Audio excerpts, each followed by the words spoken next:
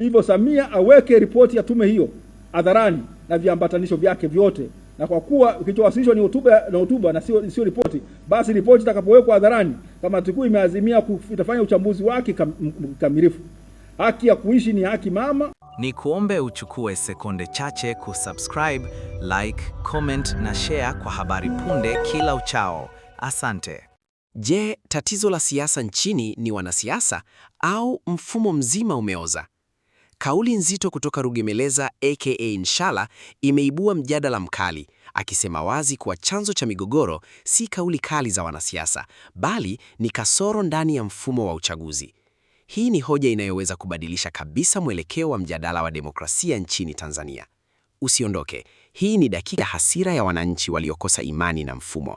Hii ina maana kwamba hata ukinyamazisha wanasiasa, tatizo halitaisha kwa sababu chanzo bado kipo. Hapa ndipo mambo yanapochanganya zaidi. Chadema inasema suluhisho si kukandamiza sauti za kisiasa, bali ni kubadili mfumo mzima wa uchaguzi. Wanasisitiza mageuzi ya kina ya uchaguzi ndiyo njia pekee ya kurejesha imani ya wananchi. Bila haki na uwazi, mvutano wa kisiasa utaendelea kujirudia. Matumizi ya nguvu yanaweza kuongeza mgawanyiko badala ya kuleta suluhisho. Hii ni hoja nzito sana kwa sababu inaweka lawama moja kwa moja kwenye mfumo, si mtu mmoja mmoja. Lakini si kila mtu anakubaliana na hili. Wapo wanaosema taasisi za uchaguzi zinafanya kazi kwa mujibu wa sheria na changamoto zilizopo ni sehemu ya kawaida ya siasa za vyama vingi. Kwa mtazamo huu, mfumo hauko mbaya kiasi hicho. Tatizo linaweza kuwa ni namna wanasiasa wanavyocheza siasa.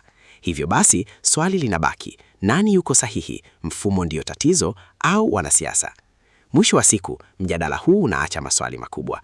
Je, bila mageuzi ya mfumo wa uchaguzi, Tanzania inaweza kupata uchaguzi wa haki kweli? Au suluhisho lipo kwenye kubadili mwenendo wa siasa zenyewe? Hili si swali la Chadema pekee, ni swali la mustakabali wa demokrasia ya taifa. Toa maoni yako, mfumo ubadilishwe au wanasiasa wabadilike? Subscribe kwa uchambuzi zaidi mkali kama huu.